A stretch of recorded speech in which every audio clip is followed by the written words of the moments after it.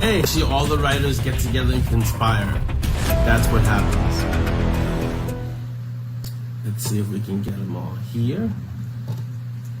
Good morning, Jeanette. Very early good morning, Jeanette. Since it's middle of the night for you. Wow. Hello, Audrey. Good morning. All right, here we go. This is us right here. We're going to do this. And then we're going to do big.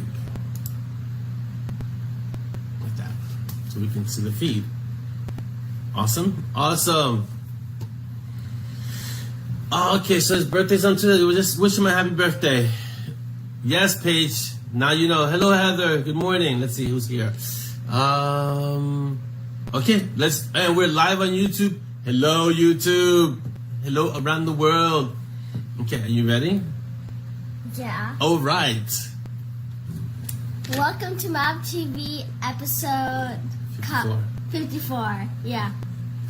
Good morning. Good morning. Awesome. All right, all right, all right. Here we go. I hope you're all doing well. Good morning, John. How are you?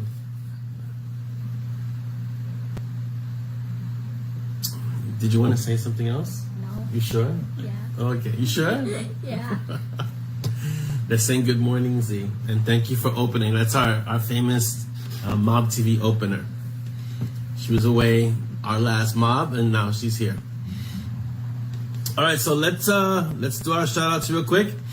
We're on YouTube. Hello, YouTube. So if you're on YouTube and this is your first time, don't forget to like, subscribe, hit that little bell indicator so you know when we're on, and share when you can get a chance. Okay. We're also on Instagram, Bitten Peaches. I've been a little bit better about posting regular excerpts from the stories and the books.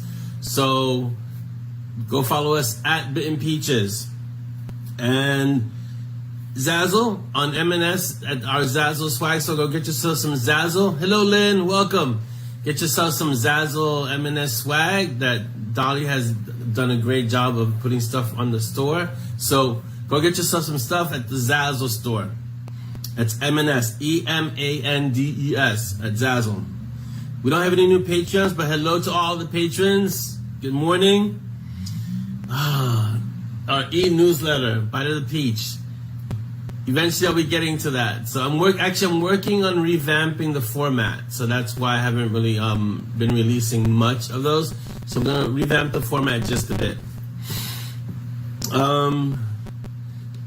We're on BookBub, so go follow us on BookBub. I think we only have like 200 to 400 people following us on BookBub. So we have over 1,400 people in the mob. Go follow us on BookBub. Find my page and follow. Same thing for Binge Books. Go, join and add your reviews to the books that you've read. So go to Binge Books, go to BookBub, go to Instagram, go to ZAZZLE, and go to YouTube. Follow us everywhere. All right, and if you're on YouTube and you're seeing us, that's thanks to our fantastic technomancer Chris. So thank you, Chris, for getting us up and running on YouTube. It is awesome. Let's see. Davina says short version. Hi everyone. Do all things on the techie stuff. Yes. Go follow us everywhere you find us. Go follow us. So this is going to be a spoiler-free edition of Mob TV Coffee Clutch because Divine Intervention just came out. It's in shreds right now. It's in shreds. Good morning, Robert. So the art team is taking it apart, shredding it, and so we can't really. I mean, you can ask questions about Divine Intervention, and if you're on the art team, do not spoil anything. So you can ask questions, but we can't. Like Paige said, zip it. So we can't really reveal too much about Divine Intervention right now. You got about a week, and then it's fair game. In the meantime, I'll be working on what's considered the secret project, Bangers and Mash. So I've revealed a little bit of that. So I'll be working on that. That will be, if I'm not mistaken, a 25K novella. So, and it's kind of like a parody of Monty and Strong, but they're their own characters and they exist in the M&S world. I'm sorry, Davina, we can't tell you anything. You should be in the art, but I know you can't. So you're gonna have to just bear with it for a little while. It'll come out quick. Yes, if you spoil and you reveal stuff, as Chris says, the hammer will fall. So don't bring the hammer down upon yourself. Really. No fake spoilers either. Because that's just going to get the people who aren't in the art and the people who know that the book is out even more anxious. So no fake spoilers. Yes, Davina, the not so secret project now. It's not so secret. 25K, yeah, I'm going to try and keep it at 25K. The one that was hard to do, John says 25K, my money's on 30K. The one that was hard to do was Iker, keeping it at 10. But 25K is a nice size. I think I can keep Bangers and Mash at 25K. We'll see. Malcolm says, I purposely not started reading DI as I would not have been here otherwise. Oh, okay, so I'm glad you haven't started and that you're here and then you can read afterwards. And like Jasmine says, you gotta pace the awesomeness. So pace the awesomeness. Please do. Please follow us everywhere we are because it's just awesome. We get out there and yeah. And I'm glad to hear that you're feeling better, Jeanette, because I know for a moment that you were a little under the weather. Oh, so the name of the project, Malcolm, is Bangers and Mash. That's why there's a B and M on the cover. Bangers and Mash. It's not that much of a stretch. So, well, there you go, Robert. Now you have Divine Intervention if you're in the art, but if not, you gotta wait about to the end of the month, and then everyone will have Divine Intervention. Yes, no spoiling. Good morning, Nikki. Welcome. Yeah, Chris. So, how far did you get, Chris? And you can't say where exactly you are, but how far did you get?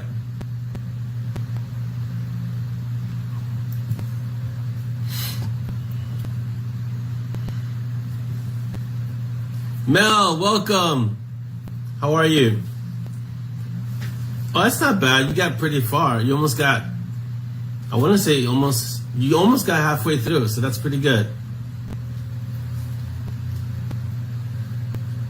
With lower pain, Jeanette, or without lower pain? I hope it's without.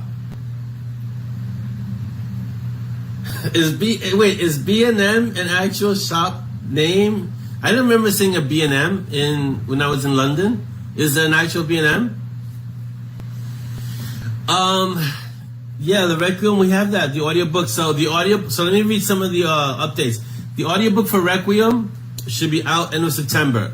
So it's 1 more month, not too far, because the production schedule got pushed back or forward. However you want to see it, it's gonna get pushed to the end of September. So end of September it comes out. I didn't realize there's a B and M. What's B and M? Can you tell me what the B and the M stands for? I know what the M and S stands for, Monty Strong. I know you guys keep saying Mark Spencer, but it's Monty. We all know it's Monty Strong. Yes, the next one is going to be called Tesco, because why not? Oh, it's a discount shop. Thank you, Lynn. I didn't realize that it's a discount shop. I named it B&M because it's bangers and mash, and that makes the most sense, because why would I want to write out bangers and mash? I'll just write out B&M. It's easier. Darina says, yes, it's B&M Bargains. It's a shop that has a bit of everything. So here in the States, that's like a dollar store. So it's like a discount store. Sometimes questionable quality, and you're never sure what they'll have. So that's kind of like the dollar stores here. We call them dollar stores. You guys call them discount bargain stores over there. Got it. So now we have M&S and B&M. Awesome. Or Big Lots. Yes, Big Lots. Those are like the real discount stores. Although I thought the Big Lots were like the job lots. I don't know if the job lots still exist. Yeah. A low price multi-store. Got it. Jeanette says she could drop pain meds. Oh, Panadol and ibuprofen is not bad. So that's good. Yeah, exactly. So Chris makes a perfect example. All of that sounds like the discount Monty Strong. Bangers and mash. There you go. It's the perfect analogy. You never know what you're going to get. If you read the first chapter, you kind of have an idea. So Davina said we have pound shops too. B&M is a grade up from those. All right, so it's not really the lower end dollar stores, but it's kind of like the mid-range or just above the dollar stores. Got it. It's more like Kmart. All right, got it. That makes a lot of sense. Well, yeah, so M&S is like a Marks and Spencer's, right? And Bangers and Mash is like Kmart. There you go. So that's kind of how we can put them in the hierarchy. Yes, it is a food. Bangers. See, when I did Bangers and Mash, I had heard of the food, and I thought it was such a great name, Bangers and Mash. I said, this would be great if this were like the name of a team, like a duo, Bangers and Mash. And so it is a food. Do you guys in the UK know exactly what's in it? I know it's like sausage and potatoes, I'm guessing. So Bangers and Mash. So, but I thought it was great as a name, that it rolled off the tongue, Bangers and Mash. I said that'd be a great duo. Darren, welcome. Billington and Mayman. Oh, see, I didn't. First time. Thank you, Malcolm, for sharing that. So yes, Jasmine, to answer your question, it is a food. Yes. So let's see, what is it? Sausages and mashed potatoes. And of course, since it's British, we're not going to call it sausages and mashed potatoes. We're going to call it Bangers and Mash, because that makes perfect sense. Right. So there's the sausage, mashed potatoes in a green sauce. What is the green sauce, Linda? It sounds tasty, but, you know, why not just call it sausages and mashed potatoes? I think it's your end, Mel, because we're really strong over here on our signal. I'd like to know what the green sauce is. Onions and gravy. All right, see, so what you call Bangers and Mash, we call, it's similar to what I call breakfast with tres golpes, which is what we get when we go to our Spanish place, the Dominican place. It's mashed plantains, sausage, but the big kind of sausage that they cut them in wheels and you get them like this. And then there's longaniza, which is a different kind of sausage, and there's smaller links, like the ones you would see hanging in a butcher shop. But it's pretty much the same thing, except instead of potatoes, it's plantains. Yeah, see, I've never seen it with green sauce, so I think it's really interesting that there's a green sauce. Why we call it? Oh, because it's short. Sausage and potatoes is about as long as Bangers and Mash, Jeanette. Eights? That's, oh, I see, eights. I get it. Yeah, why we call it Bangers and Mash? Because it's short. Okay. I think sausage and potatoes is just as long. Mashed potato with loads of butter. Oh, it's like a heart attack in the making. Awesome. Sausage casserole. Don't they have beans in that too? Isn't there a breakfast with beans in it too? Like sausage, potatoes, and beans? Isn't that part of that breakfast? John, I wouldn't know. A reference to the holiday crackers that you pull apart and go pop. I've never seen those. So, at least not here. So I don't know. I haven't seen them. I'm sure they exist, but I haven't seen them. Sausage casserole. Now I'm getting hungry. Not down. Yeah, Jasmine, you're like with me. Beans for breakfast would not be a good combination.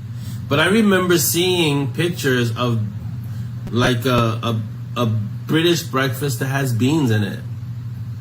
A full English breakfast. There you go. Tell Annie I said hello, and she brought you donuts. Nice. Chris, tell her I said hello. You want to sit down somewhere? You want to get a chair, bring a stool or something? I have a stool. Get a stool. Okay, so full English breakfast has beans, sausage, hash browns. Wow. Bacon, beans, egg, fried slice, hash browns. So all you're missing is potatoes, and then you can have. Is it not called a bangers and mash, and it's a full English breakfast? Getting hungry. This episode is getting me hungry. No tomatoes. There's tomatoes involved too. Wow. Okay then. So down here we just call grilled sausage, mashed potatoes, besides bangers and mash. Right. That's what yeah, it's interesting. Oh, see, I forgot about that. What about the black pudding? Isn't that, so what's the ingredient of black pudding? I thought it was like blood, if I'm not mistaken. Oh, hash brown is potato. Got it. But they can't be called mashed because they're not, hash browns aren't mashed. And what exactly is black pudding? Anyone want to give me the details on that? You guys in the UK? It is blood, right. It's like fried blood? Something like that? Oh, ew, it's basically a big scab. We're going to pass on the blood then. So bangers and mash for dinner or tea. Oh, tea time. Got it. Totally get it. Yeah. We're going to pass on the black pudding then. I can't see how you want to eat that. We have something like that in Spanish culture. It's the same thing. I forgot what it's called, but it's exactly that. It's like fried blood or something. It's not appealing to look at, and I think the one time I tasted it, it wasn't really something I wanted to taste again. So, yeah, it's really not that good. At least for me, it's not that good. All right, so you guys have any divine intervention questions we could ask? And I'll try to ask them without spoiling. Or bangers and mash questions. And I'm working on another secret project that no one really knows. And that one is really secret. Yeah, I agree, Malcolm. I wouldn't want to. I'm not gonna go there with the black pudding. I'm gonna pass. Sounds gross to me, Jasmine. Okay, so as I go down the updates, you guys think about what questions you want to ask, and let's get away from black pudding, please. Thank you. I'm gonna have lunch later. I don't want to think about black pudding. All right. Divine Intervention is currently being shredded and should be out at the end of August. So get yourself ready for that because we are near the end of August. And Bangers and Mash, as we're discussing breakfast, should be out early September. I'm sticking to 25K. The bottomless cooler, that would be a good idea. I might have to include that one, Chris. The bottomless cooler. But that means that maybe they have to get it from 4D to get the bottomless cooler. But they will have the pumpkin, so that's going to be fun. Yeah, we're going to pass on the black pudding for sure. Cynthia, welcome. Hello, and good morning. At least good morning from my end. Sepia 5 Demon is next, and I'm going to be doing that pretty much simultaneously with the next. It's going to really be close to the next Monty Strong, which is Stormblood. Let's see. Davina says, I don't eat mushrooms. Some people have regular toast instead of a fried slice. There are lots of regional variations. It's like the Spanish culture too. You have a lot of different variations of breakfasts. Robert says, I was rereading Dragons and Demigods, and I noticed that GR was carrying a Taurus 357 Magnum, and partials of Taurus. I own a couple. Question, do you consult someone about firearms, or is that all you? I consult, and I do a lot of research. And my sister has firearms, so I also ask her. She's a retired Navy. So on some things, I ask her. So Stormblood is next, yes. Jasmine wants to know, when is the next Nyx and Acheron book? Oh, the knack is getting antsy. You're gonna have to wait a little while because I have to kind of clear out some of the other books that need to get done. Definitely Stormblood has to get done. I can't tell you what happens at the end of Divine Intervention, but I can tell you that Stormblood takes place in London. They go back to London. How's that? Let's see. Yes, the cover for Stormblood is a really great cover. I really like that cover. The knack is always here. I sit next to the knack. Are you kidding me? Yes, the knack is always present. So also, before I forget, John Logsdon has a new book for Platoon F that just dropped today. I think it just dropped today. I'm pretty sure it just dropped today. It's at 99 cents. Go get it. Hello, Wendy. Welcome. So Jasmine, to answer your question with a little bit more precision, I want to say the end of the year to early next year for the next Nyx and Acheron book. I have a few other little short stories. The trilogy, so I have to clean them up and finish them. And then I'm thinking, let's get Nyx and Acheron back in action with their first full-length book. Yeah, so just to reiterate, John's book, it's a Platoon F. I think it's called the Uniglobe or something close to that. It just dropped today. So because it's been 4 years since the last Platoon F book, he's keeping it at a really like a sale price of 99 cents until tomorrow, if I'm not mistaken. Hello, Joe, and welcome. So go get his book because it's John, so it's going to be John's humor, so it's going to be really funny. And from what I understand, I haven't read Platoon F, but I understand Platoon F is hilarious. So go. I know when he does the voices for Platoon F, it's crazy. It's funny. Good morning, Wendy. Go get that book. So it's called Uniglobe, and John, it should be on Amazon. So go get a copy, and let's get him some sales. And don't forget to leave a review. If you haven't read the other Platoon Fs, you got to read 9 books because this is book 10. So read the other 9 books. Get this one and then read the other 9 books, and you have 10 books to read. There you go. Boom, 10 books. Who else has something out there? Oh, so what's been happening in the fans of urban fantasy is that John Corwin, I'll have to put up an L3 up in the mob sometime today. So he ran an ad that was talking about different mages or, wizards. And apparently the ad, he mentioned like Shane, Nate Temple, and Dresden, and then I think he mentioned the Destructive Duo and the Iron Druid, Kevin Hearn. And so people didn't know who the Destructive Duo in New York City was or the Nate Temple series was, so that started generating a lot of interest in the fans of urban fantasy. So shout out to John Corwin for creating ads that sell other authors' books. Thank you. It was great. It was a great ad. If you haven't seen the ad, you should. It's about Chronicles of Cain, if I'm not mistaken. It's pretty good. So I'll put an L3 up in the room sometime later today. Jeanette says we need to get Sid on hand so we can schedule Orlando's writing such that we don't have to wait for the next book. Right. Sure. And clone me in the process while you're doing that. So one of us is always writing. Sorry, Craig, see, this is what happens when you have a hashtag villain feed. You got to reboot everything just to get it back. That's what happens. So yes, so John Corwin I think he has a few books. I checked his Amazon page, he has a few books. So go get his stuff too, because, that's what we do. We support our indie authors that are out there. And yeah, let's see what else we got. Okay, so now we're pretty much up with all the updates. So you guys have any questions for Divine Intervention that I can't answer? And that no one who's in the art can answer? Yeah, if you would, because it's like every day. This is true, Malcolm, but you know, if we had a clone, it could be around the clock writing. We could write in shifts if I had a clone. It would be awesome. Yeah, there's a lot of weird stuff in the, as they say, a lot of weird stuff in the ether today with the connections and things like that.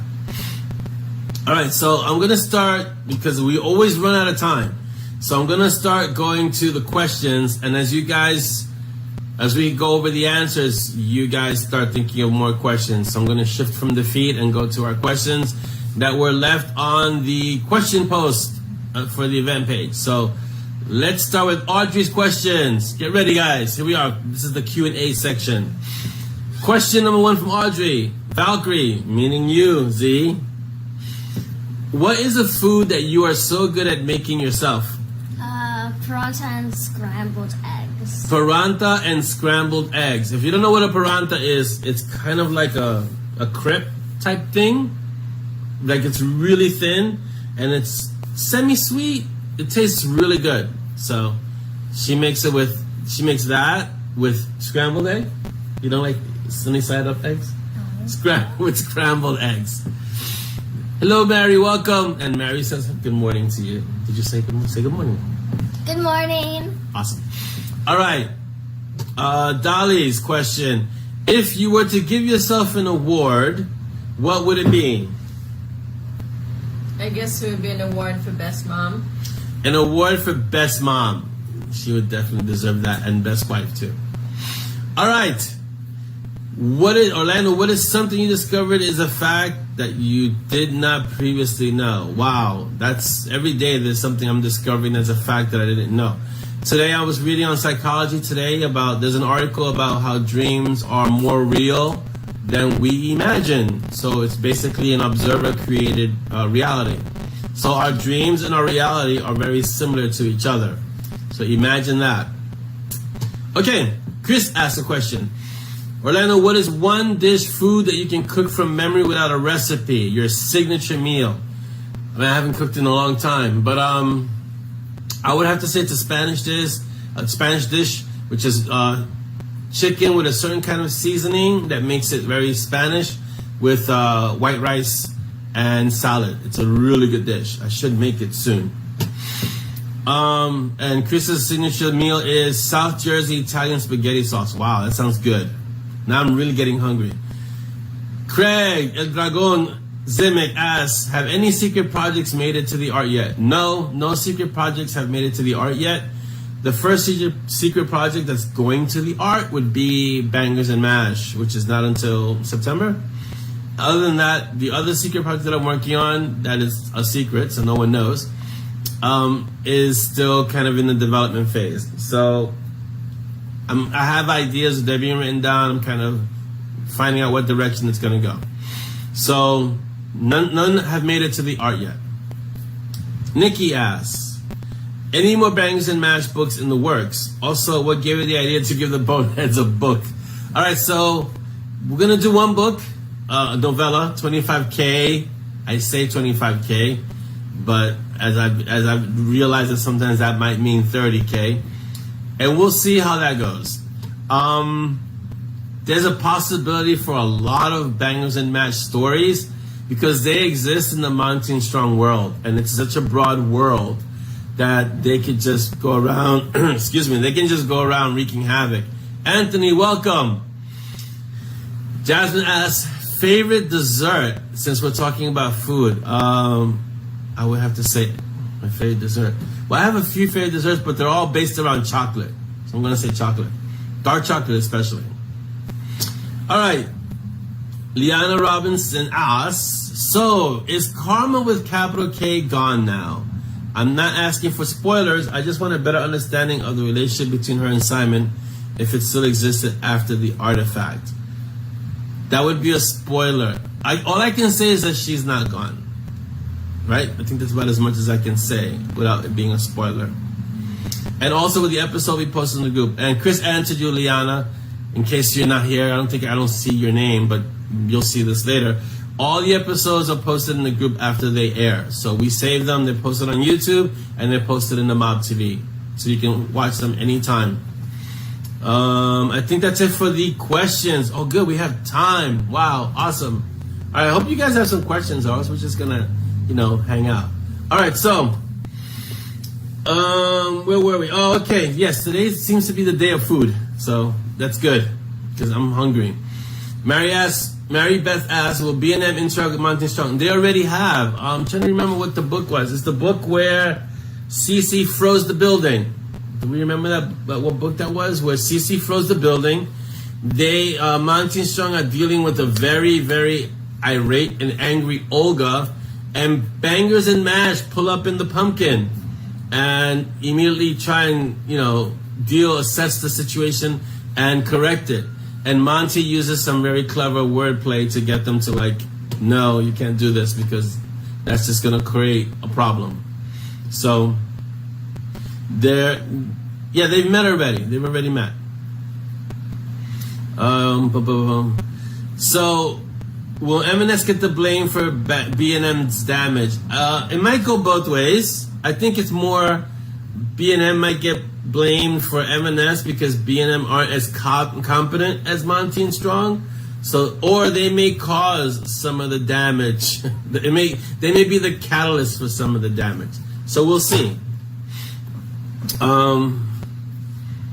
With the side of Simon and Peaches. Yeah, Bangers and Mash, magical unbelievers and debunkers facing the truth of the paranormal. Right, so here's the thing. You know how Monty and Strong have Peaches, right? So it's really MS&P. I was thinking of giving Bangers and Mash some kind of mascot, but I don't know what would be appropriate for them because they're kind of like how would I put it? Not bumbling idiots, but they're kind of clueless. So I don't want to give them a mascot. So it has to be either one of two ways. A mascot that completely enables them and buys into how awesome they are, or a mascot who kind of knows that they're clueless and covers for them so that they don't completely end up blowing up the city or themselves or other people. So I'm thinking about it. Let's see, hold on. I need this. Plug that in. Sorry, I'm having technical difficulties with my mouse. All right. Just need to move it from there. Okay. So, Dragons and Demigods. Thank you, Jeanette Wiki.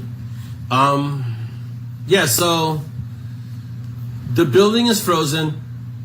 Monty and Strong are dealing good because Cece worked a shortcut in her homework, and Monty and Simon are dealing with the frozen building and Olga, who's really pissed off, when Bangers and Mash roll up in the pumpkin and proceed to break out the C4, which is, when you'll see, C4 is their solution to everything. So Dottie was telling me once that everything is runic in Monty Strong's world. For Bangers and Mash, C4 is the solution to everything. If it needs to be corrected, C4 is the answer. So yeah, they have a mystery machine. They have I guess you can make the machine kind of like the mascot too, like the car, because it's iconic, right? So they have the pumpkin, which is an orange and white Volkswagen that Cecil gives them. So, and he ruins it to be indestructible because he knows how bad they are. Oh, Gollum. Gollum is the one where the building's frozen? I have to check. It's not like I wrote these books or anything, right? So, I'll have to check. So Bangers and Mash, the go-to solution to everything is C4. So that's gonna be, we'll see how that works out. Would C4 qualify as a forbidden rune? No, it wouldn't qualify as a forbidden rune. It qualifies as the opener for Bangers and Mash. You know how Monty and Strong use diplomacy? Bangers and Mash spell diplomacy C4. That's how they spell it. No, I like the pumpkin, Mary. I think the pumpkin's going to be a lot of fun to have as part of the story. And those, let me tell you, Volkswagens are great cars. Like, they last forever if you take care of them. And the pumpkin's basically a tank. So that's gonna last like a long time. I can't see them destroying that one. Yes, work would be more interesting if you use C4. What exactly do you do, Jasmine? Because it depends on what it is. Exactly, Davina. Where's the secret passageway? Wherever we want it to be. Where would you like it to be? And then break out the C4, you know? So, let's see. When in doubt, blow it up. Exactly. See, that could be like the credo for Bangers and Mash. When in doubt, C4. So it works like that. Yeah, that wouldn't work too well, C4 there, Jasmine. You may want to refrain on the C4. The pumpkin will likely outlive everyone except the goat. And the goat goes through some stuff in Divine Intervention, but I can't say anymore. Sorry. This is going to be a spoiler-free episode. Sorry. But yeah. Remember that the whole point of the runes on the goat is to see if Cecil can destroy the beast, which is Gray's car. And that thing is actively, well, is it evil? I won't say evil. It's just not actively nice. Maybe more like mean. It's actively mean. So Cecil's trying to get rid of that car, and it's banging into the chair. So that's why he ruined the goat the way he did. Just dark. Yeah, it's what I wouldn't say evil. The beast, Gray's car, is dark, basically. The goat's not.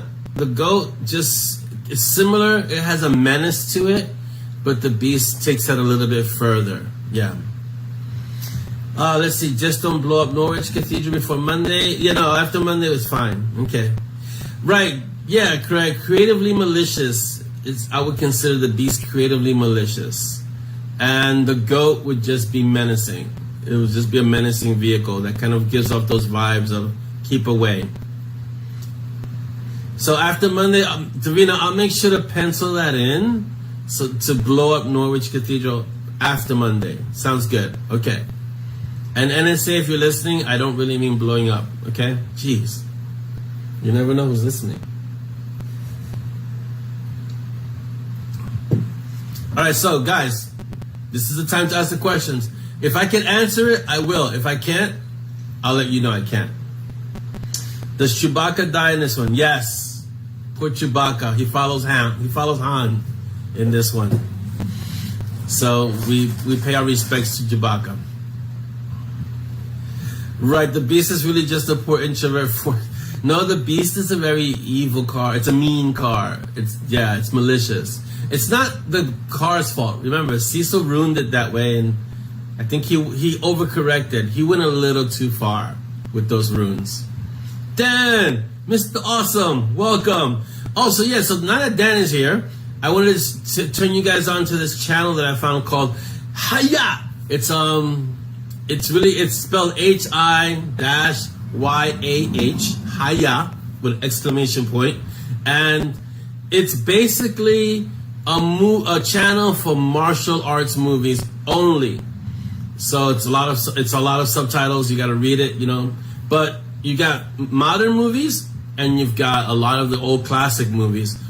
And if I'm not mistaken, at least here, I don't know where it is, it's $2.99 a month, which is really cheap. So I'm gonna try out the free trial and see what it's like, and then see how the streaming quality is. But Haya.com, go check it out if you like martial arts movies. Dan, welcome. Late, but you're here, which is good. It's still a party. Yes, it wasn't a party until you got here, Dan. Now it's a party. Yes, Malcolm. The beast is really driver selective, and like Jessica Rabbit says, Davina, the beast is not bad. It's just ruined that way. Exactly.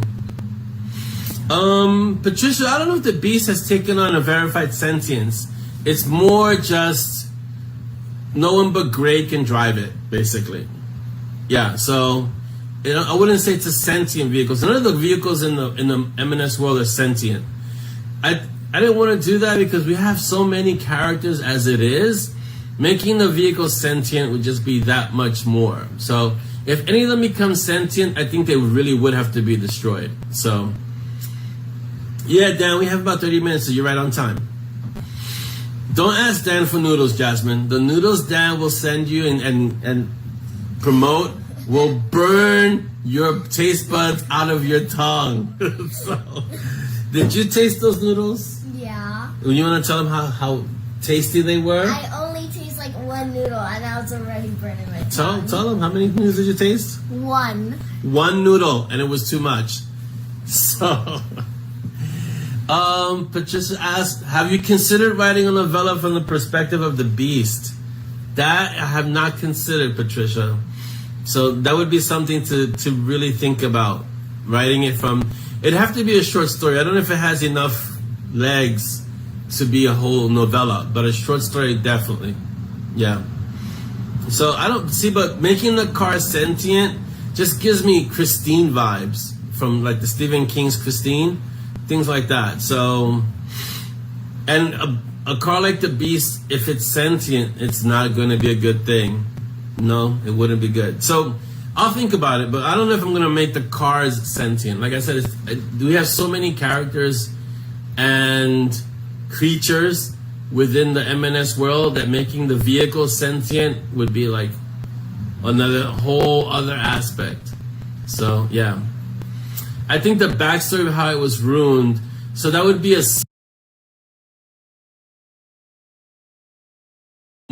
actually probably more fun, and how he made a mistake by ruining it the way he did, and then taking it from there. Yeah, exactly. Jeanette's like, add another 4 characters to, I don't know how many characters we have at this point. It's like, wow, you know?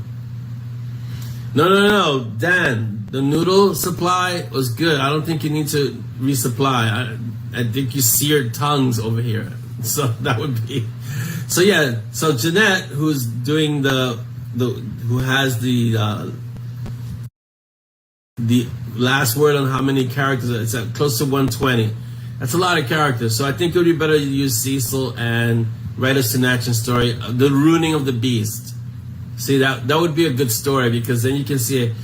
Why would he do it? How did he do it? Where did everything go wrong? And then go from there. Oh yeah, that's right. We added 4 more. Every story seems to add more, because in the next book we have another new character. At least one. There may be more. Let's see. Davina says maybe it was an accident, like he sneezed while engraving a rune and a line. Yeah, it could be something like that. Or it could be, to include Dan, he had really spicy noodles that day, and then when he meant to put one rune, he put a different one, because his tongue, his hair, his everything was burning, and he couldn't even see straight. So he was tearing as he was ruining, and that created the beast. So the noodles are sentient. The noodles that Dan recommended, wow, they are actively trying to burn you. So yeah. So ruining of the beast would be fun. So that's maybe a story, the ruining of the beast, because it's like the date. You know how in the first, I don't know, we had Tomb Yards, then Full Moon Howl, then the third book, Blood is Thicker. So we kept referring to the date, and people were like, okay, where is this date? I can't find it in anything that you've written. So it's the same thing with the beast. The ruining of the beast has been mentioned like since the first Night Warden book, and there's no real backstory there except to say that Cecil made a mistake and wants to destroy it.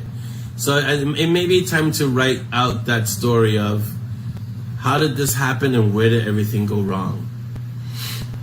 The hair was burning. My hair was burning with those noodles. And I wasn't even eating them, but the effect of the people around me eating them, I was feeling the burning. Yeah, let's see. Someone threw a bowl of noodles at him. The final rule was the heat from the noodles burning into the metal. Exactly. It could be something like that. I think it could be a fun, that could really be a short story, because it's, you know, it's just explaining that one situation, and then Gray getting the vehicle and be like, what did you do? You know? So it has to be a really good backstory, because it has to go to like finding the car, which is hard to find, I believe it's a 62 Camaro, and those are hard to find as it is. And then using that to ruin it for Gray, who's already kind of like a dark character. So yeah, it's something that's been in the backstory for a long time, and the Beast figures prominently in Gray's story. So it'd be nice to kind of have that. So what's gonna happen? I'll tell you how that would develop. Cecil still has to have a moment of reckoning for what happened to the Midnight Ghost Simone with Monty, because he lent him the car, and so it wasn't really Monty who destroyed the Simone, it was Douglas, but Cecil's gonna be blaming Monty, of course. So they still kind of have to have a reckoning there. Then there's still a reckoning between Monty and Roxanne about his little escapes while he was at Haven. I don't know if she knows of many of them, but there were a few that she doesn't know about. Then there's the whole thing about the deal with the aspect of the Morrigan that's not so much fun, Babkatha, right? So they're gonna have to deal with Dex about that. So there's a lot of reckoning that has to happen between them and these other characters. So that starts to happen in the rest of the books that are coming. But yeah, ultimately Simon will get blamed because that's how the way things work.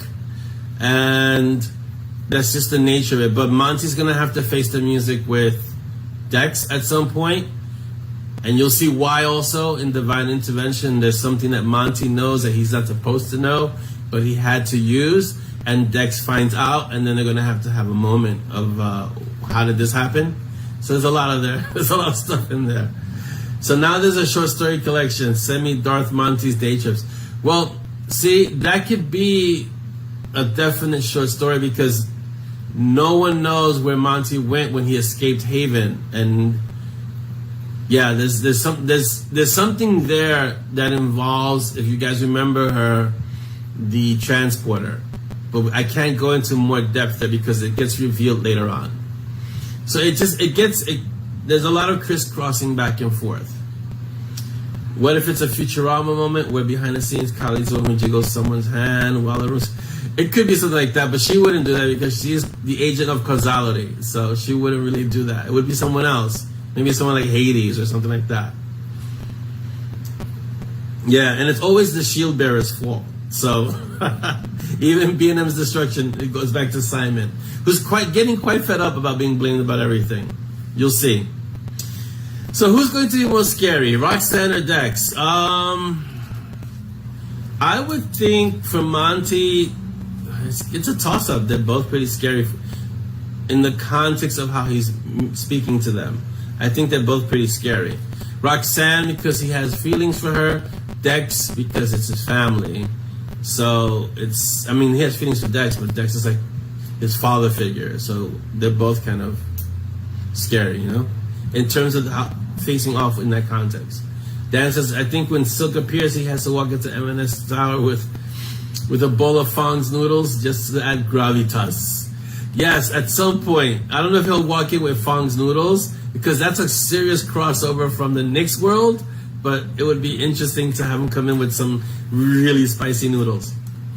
So to Monty, Roxanne, to the world, Dex. Yeah, to the world, Dex. And why does my autocorrect change Roxanne to Romano Bridge? I think your autocorrect needs autocorrect. It's broken. So yeah, don't ever mix the noodles with fresh Death Wish. That would really be like a chemical reaction that would destroy things. There's a lot of, here's the thing about the M&S world. There are a lot of areas that could be developed into short stories, like a lot. I didn't realize how many until the world started to expand. We still have the story of Hack. If you guys remember who Hack was, he has a short story that I haven't written yet, but it's outlined. And he has a whole entire story about who he is, how he learned to be the kind of hacker that he is, how he gets stuff. I mean, there's a whole short story there. And yeah. And I have to be sensitive with Hack because I think Hack is a bit ADHD, and I have to make sure that I represent Hack properly, so it's a positive thing. So everything is connected. Everything is connected. And you know the way Hack sometimes speaks when he speaks to Simon and everything is exploding or everything is going wrong. You know, it's like I got to make sure that it's all within the context of the world. Yes, Simon's very scary hacker friend, Hack. So he hasn't appeared for several books, but that doesn't mean he hasn't been active. It just means he's been kind of behind the scenes. So, but he's there, and like I said, I have a story with him. It's just getting to that story. Definitely, Davina. Yeah, because Hack comes across in my mind as neurodiverse, and so I want to make sure that I represent him properly so that it comes across as a positive expression. Because if you look at it, there aren't many characters that in stories that way. So I want to make sure that when I do represent him, I write that story, it's that he's represented in a positive way. So it's not a negative portrayal. Yeah, that speech, it is Aspie, because I've had students in the dojo who spoke like that when they spoke to me. And it was it was kind of run on, and then it would disconnect from the current topic and pick up another topic, and then that would be kind of run on, and then we'd come back to the other topic. And it's not that there's anything wrong, it's just that the brains are functioning differently. They experience reality differently from us. There's nothing wrong with it, it's just a different way of expression. And so there's a lot of run on, and you have to kind of be able to listen to what's being said, because the sentence kind of goes all together, gets strung together. So if you look at the way we do hashtags, they almost speak like hashtags. It's like everything's strung together, and you kind of have to listen for the break, then everything's strung together again, listen for the break, and then there's a pause, and then there's a switch. And so you have to be just aware of what's going on. Yeah, once you hear it enough, then you can kind of understand what's being said. It just takes developing an ear for it. Yeah. No, not at all. So yeah, so I taught them as martial arts students, and some of the most focused martial arts students I had were on the spectrum, because it's a matter of that very singular focus. So I would teach them a kata, and they would pick up the kata right away, because they just had this very, very, very intense focus. Yeah, exactly, correct. ADHD is reading 6 different books or watching TV, having conversations with 2 people, following everything. Oh, and remembering an old conversation and being able to juggle all of that and being okay with it. It's like, okay, I'll give you an example. When I write, I listen to music, and as I'm listening to music, I know which music to put into my playlist, and I know what else is going on around me, and all this is happening at the same time while I'm writing a story. So it's not a matter of there's something wrong. It's a matter of that's just different. It's just a different way of a brain functioning. That's all. Yeah, it really is just different. I mean, I've always seen it as just different. I've had students that have very pronounced ND, and that were very mildly ND, and I've seen the spectrum, and so it's just a different way of being. That's all. Yeah, I think the spectrum is represented in the mob, Malcolm. We have a little bit of everything in the mob. I mean, that's my opinion, you know? No, not him face this avatar, but he's Hack is a cyber guy who works with Simon. If you read the stories, you'll see who Hack is. Yeah, exactly, Malcolm. And keep track of sentences as we jump back and forth between topics, and keep track of all the topics and not get lost. It's amazing. It is amazing. So I would agree, Malcolm, that the spectrum is represented in the mob, and we all think different, and yet everything is connected, which is pretty awesome. So we have a great little melting pot of everything. Like when I make a reference in the mob, what amazes me is that I can make a reference in the mob, and there's always someone in the mob who gets what I'm saying, which is incredible when you think about it, because I can make the most obscure reference, and in the mob, someone will be like, "Oh yeah, I get what you're saying," because we have such a diverse group. It's not singular. It's so layered and multidimensional, and also we have so many different age ranges. Like, I can say something that's really dating me, going all the way back to like when I mentioned like the TVs that were furniture, because now TVs are thin and lightweight, and my daughter has never seen TV that's the size of a coffin because it was just way beyond her time. And so, but I can put a picture of a TV that was furniture that took 3 guys to move, and there'll be people who go, oh yeah, we have one of those. And so it's amazing that we have that kind of diversity within the mob. Let's see, Dolphin Brain. From the outside, it looks random, teleported jumps, but it really is. Yeah, it's exactly that. It looks random. See, there's another representation of that kind of thinking within the M&S world. It would be Sid. Sid has to keep track of several time streams at once without losing the continuity between them, which is very much the way an ND brain works. So Sid could be speaking to various Sids while keeping track of what's happening in the present situation he's in, also keeping track of what's going to happen or what has happened. And so it's a whole bunch of different streams that he can keep straight. So it's like that. Let's see. The mob is respectful, but also we're M&S addicts. Crackheads not doing this series. I'm glad you feel that way. So yeah, it's awesome. Yeah, we are respectful though. I think the mob is very respectful. Oh, and that's this over here. Can you pull the plug out? Thank you.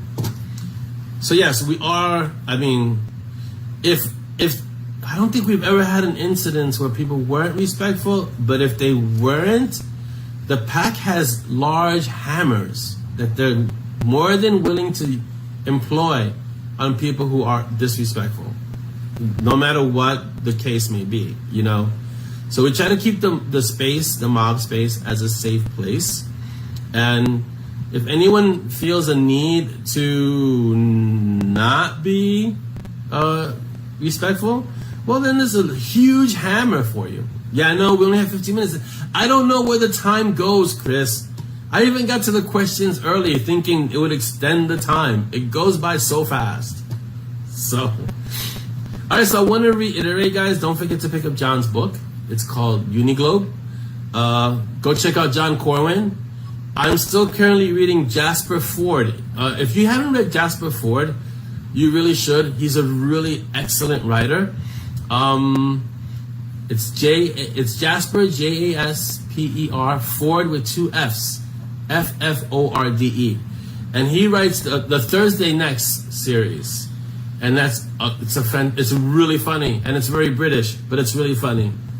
So yeah, so pick up Jasper Fforde too. So get John's book, which is Uniglobe, which dropped today, if I'm not mistaken. Then get John Corwin. It's a Cthulhu, if I'm not mistaken, kind of very Lovecraftian story with the main characters. It's kind of Lovecraftian, the series that he's promoting right now. And get some Jasper Fforde and read Thursday Next. You'll have a blast with Thursday. Footnotes. All the footnotes are great. They're at the beginning of, unlike Sir Terry, in Jasper Fforde, there are footnotes, but they're at the beginning of every chapter. So that you read the footnotes, and it kind of sets the theme for the chapter. What are the chances of you and Jim the Butcher doing a collab? Slim, because Jim Butcher is a very busy author, and he moves in different circles than I do. So he moves in the traditional world, and I'm in the indie world. But if it ever happens, you guys will be the first to know. That'll be it. I don't really do collabs anymore. My last collab, first and last collab, was with JL, with John. So that was the extent of my collaboration, because what happened was it just takes up so much time to collab. You can ask John. We did a mini collab between our books, not even an actual book, but between us, the Ian Deck series and the Monty Strong series, where they meet and cross paths in London. And that was just like, wow, was that work, just to make sure that flowed properly within both series, because we had to make sure that it aligned. So in one series, it was told from Monty Strong's perspective, and in his series, it was told from Ian Dex's perspective. And so they crossed paths, they met in London, they helped each other. Just that little scene that seems like it was nothing took about a week to write, because making sure that it fit within the story, making sure that the perspectives are right. It's a lot of work. So I'm kind of not really a big fan of collabs. I think they work for some authors. I think that for others they don't. It all depends on your writing process. If Jim said, "Hey, Orlando, you want to do a collab?" I'd be like, "Yeah, sure, why not?" You know, because I like Dresden. So if we could write in the Dresden world, or if he said I want to write in the Monty and Strong world, I'd have to consider it because I really enjoy Dresden. I think it would be more me writing in the Dresden world than him wanting to write in the Monty and Strong world, but you never know. We'll see what happens. Yeah, the Ford books are a lot of fun, Jeanette. If you ever get the chance to sit down and really read them again, if you can, do so. If not, you know, it's okay. There's so many other writers. Oh, Nick Lake, yeah. I have to pick up that Blood Ninja trilogy because I hear that's really good. Thanks, Dan, for the reminder. Craig El Dragon, take care. Yes, being a villain is hard work. So go have a great day and a great weekend. I understand. Hashtag villains need weekends too. So yeah. For sure. Take care, Craig. So yeah, so I don't know, Anthony. We'll see. Jim and I we're not in communication all the time. I have spoken to him, and we have spoken via Messenger on Facebook, but we don't. It's not like we talk every day or anything. You know, he's a very busy guy. So yes, and yeah, thank you I want to thank all of you for being here today because this is awesome. The Cafe Clutch is made more interesting and more fun when you guys are here. So we always have a nice group that comes and we can hang out and drink coffee. And well, I drink coffee. You guys can drink tea if you like leaf juice. I'll drink bean water, and we just hang out and talk. It's like, for me, it's like the ultimate going to a cafe and hanging out with friends. So I'm glad we can do this. Yes, is it ninja and vampires or is it vampire ninjas? Dan, which one? Yeah, we had a great show today. It's always I mean, I say it today. Every show we have is a great show. So I want to thank you all. And those of you on YouTube, you're not forgotten or neglected. Thank you for being here and joining us. If this is your first time, welcome. If you've been here before, well, thank you for coming back and hanging out with us because you guys make the Mob TV Cafe Clutch what it is. So we get to hang out, coffee with friends. Coffee for me, tea, or any other beverage for you, you know. There's nothing better than some coffee with friends and hang out and talk about books and characters. And as you see, our topics run the gamut. So we don't just talk about books and characters. We talk about a little bit about everything. Yeah, we tend to have really interesting, profound conversations here. So because we have such a broad group of people within, it's interesting because the Mob TV episodes are a microcosm of the Mob TV group. Even though we focus on puns and coffee and Monty and Strong and Mel puts up, so we do historical things as well. So Mel puts up his historical folklore stuff and crazy old words, vocabulary. It's an art. It's a really eclectic, diverse group, and we have so many broad interests. So the episodes are just a small world of that. And food. Don't forget food. I mean, the basis of Peaches is basically sausage. So reading Monty and Strong basically should just get you hungry because all he wants always is food. And all Simon wants always is coffee. And likewise, Monty with his tea. So we do all off topics. We stick to certain topics, but it's so broad that you if you're in the mob, there's never a day you're gonna be like, I can't discuss anything. There's always something for everyone. So yeah, we always learn something new in the mob for sure. Have a great weekend. Thank you for being here. We have about 5 minutes, so if you have a question, this is the time to ask it because in 5 minutes our closer is going to close off the episode. Oh, Jasmine says Peaches is gonna eat bangers and mash. No, I don't think so. No. So today's topics was food, black pudding, books, Asperger's, old TVs, proper representation of ND. Let's see. I mean, you could run the gamut. Sentient cars. So we got Kit in there somewhere. It's pretty much a little bit of everything. It's a lot. It's a lot.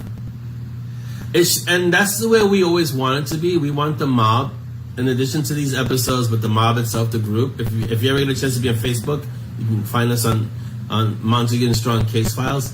The group has to be a safe space for everyone. And the mods do a fantastic job making sure that it remains that way, because that was the goal of making the group from its inception. Linda, have a great weekend. Yes, so far, yes, Chris, for 20 books.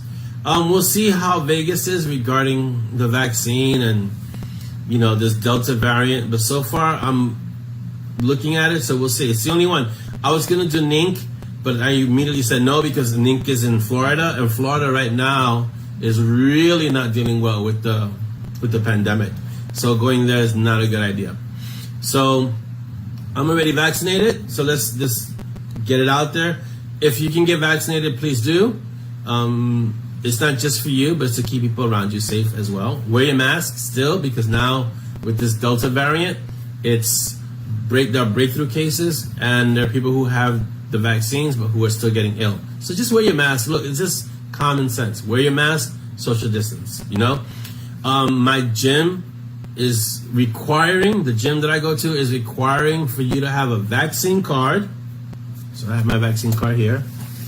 Boom. Anyone who wants to go into the gym needs to be fully vaccinated as of September 13th. They're not fooling around. So it's that serious. Oh yeah, now there's a Lambda variant that was coming from South America, is making its way up to us. So guys, really, just you have to be careful, you know? Let's see. I'm hoping to make 20 books. It all depends on where this pandemic situation is, you know? Good luck on your second jab, Jeanette. The second jab knocked me out, but not as bad as the first jab. I think the first jab was worse. The second jab, but I felt it. The first jab, I felt it more. It was a more pronounced pain. The second jab was more kind of being out of it for a while. Mel, have a great weekend. Thank you for being here. Please look, guys. I don't get anything from promoting this. I just don't want you guys to get sick. Whatever you have to do to not get sick. If you don't believe in vaccines, then go hard on masks and keeping distance from people. If you believe in vaccines, get your vaccines. It's that simple. They've been shown to work. Same thing with the masks. They've been shown to work. So we did it. We have a child who's under 12 who can't get the vaccine. So we have to be aware to create an environment for her, which is our closer, Z, who she can't get vaccinated yet. So we have to create an environment for her that's as healthy as possible. So I don't want to have to be in an ICU with a 10-year-old. That would not be good. And I don't want any of you sick either. So that's why. Keep your distance, wear your mask if you can, and it's free. Get your vaccine, all right? And you might have to get booster shots, like 8 months or so after the vaccine. So we'll see how that goes. Again, just be aware, you know? Things are locking down again. Gyms are locking down. I would hate for us to go back to where we were last year, March. Everything was locked down. So let's try not to go there, you know? Right. Like Wendy says, you don't have to live in fear, but just common sense, guys. Just use our common sense, all right? Awesome. All right, so we're almost done. Follow the signs. Use your common sense. What else do we have? Be safe, you know, do that kind of thing. And you guys, want you to be uncommon. And our closer's coming in now. See, because when I do this and I keep going so fast, I forget to have my closer close. So my closer is right next to me to remind me to close. She's going to close for us. So closer, please wish them a happy weekend. Oh, we have two closers? No, I'm not Yes, closing. Eva, come here. We almost had two closers. Mine. You want to come in and close? This is the older Valkyrie. Just say goodbye. Have a good weekend. Bye. Have a good weekend. That's it? Oh, have a good week. You have to come in and say bye. Have a good weekend. All right. Zoya, come close. Bye. Have a good weekend. All right, guys, listen. As always, it's been a pleasure hanging out with you. And yeah, the hair. Oh, there's a whole story about the hair. There's a story about the hair. No story. There is a story. No. Guys, as always, it's been great hanging out with you guys and spending time with you. And, you know, have a great weekend. Be safe. And as always, be uncommon. Take care, guys.